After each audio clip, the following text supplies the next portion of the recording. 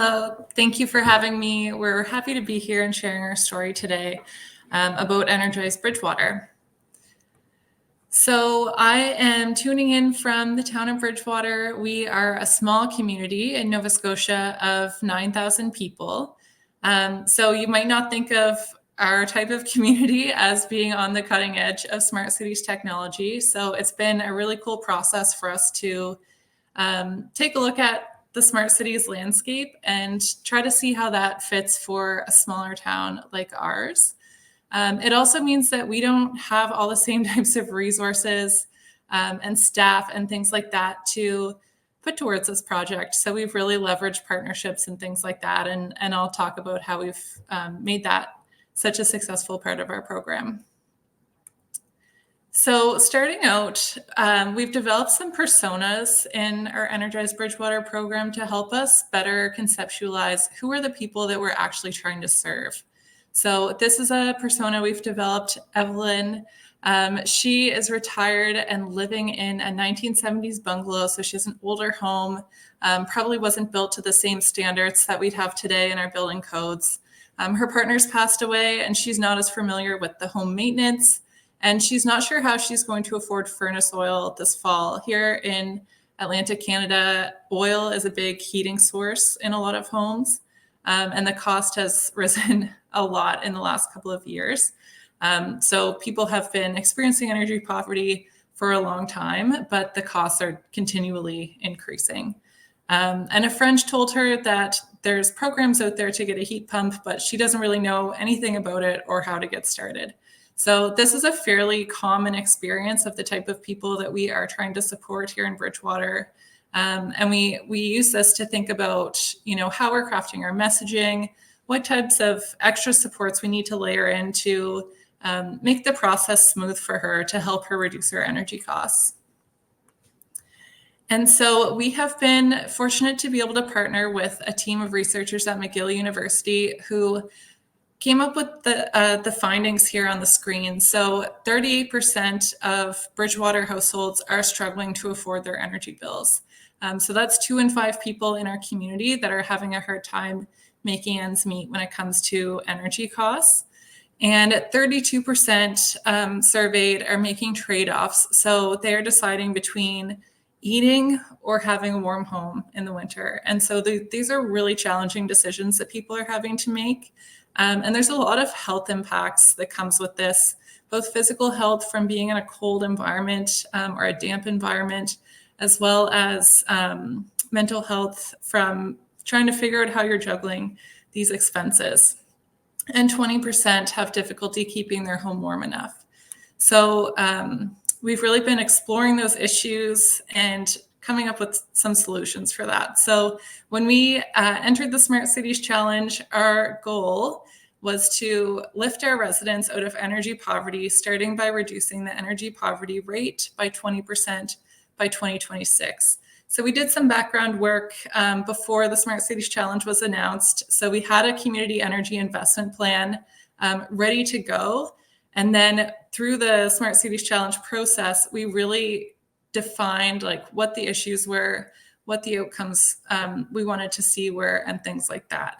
So that's what I'm going to share throughout this presentation. And this is the process that we went through to work on our Smart Cities project. So I'm going to start off with how we defined the outcome and the problem, and then also defining the solution that we wanted to deploy. So a big part of defining the problem was speaking with people in our community. So we knew that as government administrators, we didn't have the experience to understand what people were going through in our community with energy poverty. So we met with individuals and stakeholders who were supporting people in energy poverty to better understand what the issues were and how we could best support people and meet their needs. And so we know that there are technologies out there that are mature, such as heat pumps, solar panels, insulation, things like that, that are proven to reduce people's energy costs at home. So if people are making their home more energy efficient, their costs are going to be lower. One of the big problems is the people who need that the most don't have the resources to invest in that. They might not have the time or mental space in their day or in their week to figure out like what programs are out there and what's going to work best for their home. So that's really where we come in to support that whole process. And so we are taking a three-pronged approach to our program. So we support with financial investments. We have low interest financing at a 1% interest rate. And we also have partnered with Efficiency Nova Scotia to offer some free rebates for people that fall under the low income cutoff. So people can get things like insulation and heat pumps for free through our program. And then they can finance larger things, maybe a whole home heat pump or solar panels and things like that with financing. And we package all that together and make it as smooth as possible for people to participate. So rather than having to look up all these different programs that are out there, we bring it under one door. And then our coordinated access system helps to support people who have a range of struggles. So particularly people who are experiencing homelessness and housing insecurity. And we know that when people are facing energy poverty, if they have high energy bills that are stacking up, they might not have the same access to getting new housing. So if they had power cut off in a previous rental apartment, they may not be able to access a new apartment because they can't get power hooked up in their name and things like that. So this coordinated access system really provides the wraparound supports to help people who have deeper needs in the community. And then the third piece is connected technologies. So this is the smart part. And with this, we are developing a community-wide energy management information system that people can tap into to learn about their home energy. And I'll get into some of the details in a few minutes. So the next stage was governance, policies, and partnerships. So the Town of Bridgewater had implemented our Open Smart Cities pilot policy. So we really wanted to make sure that people's privacy and security was top of mind as we embarked on the Smart Cities project. And this policy was kind of the first step in ensuring that we had that kind of safeguard from the beginning. And then the second piece was developing partnerships. So we're a small community. We definitely couldn't be doing this on our own. So the Smart Cities Challenge funding really catalyzed this project.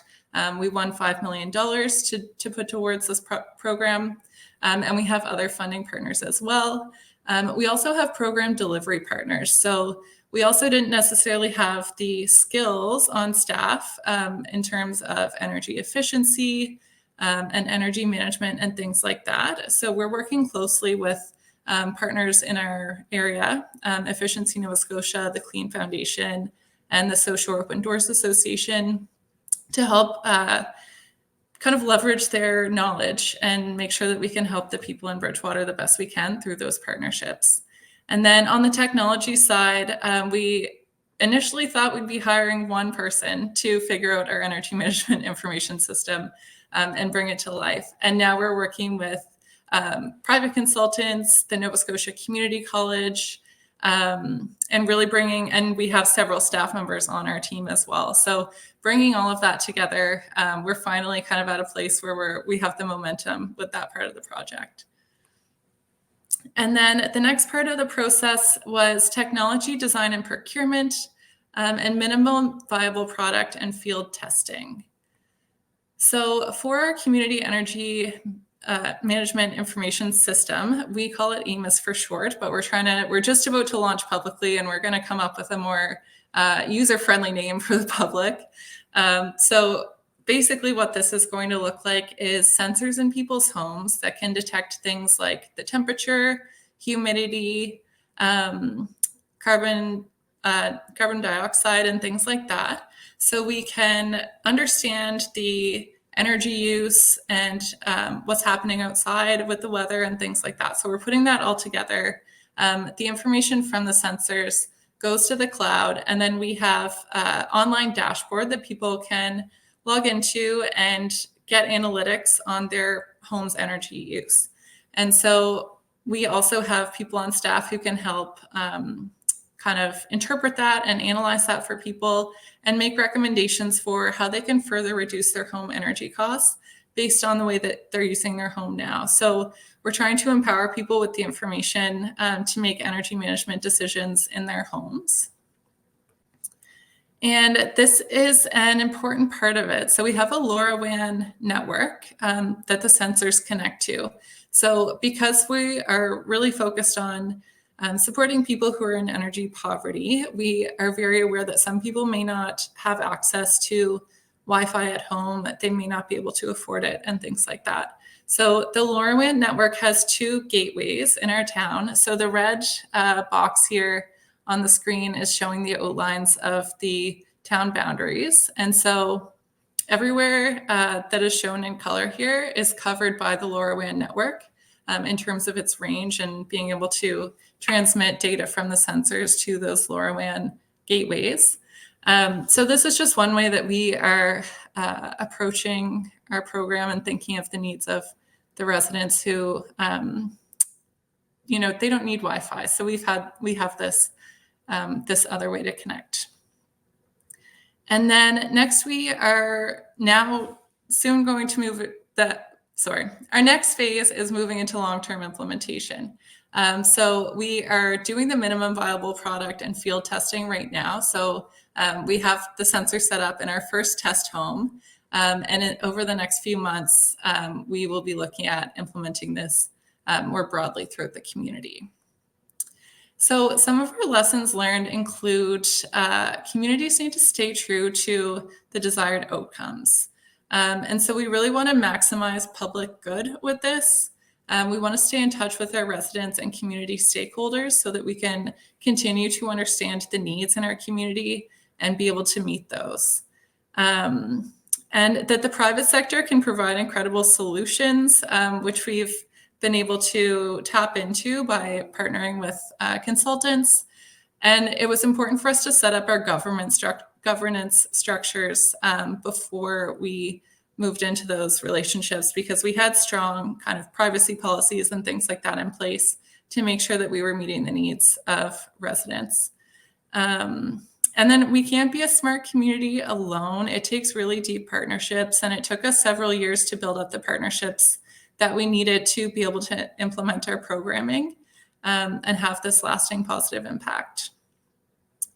And data-driven solutions are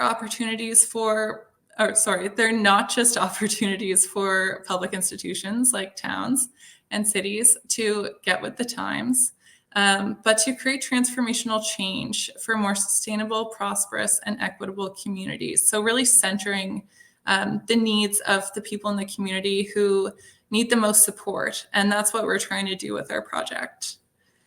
And that's it for me.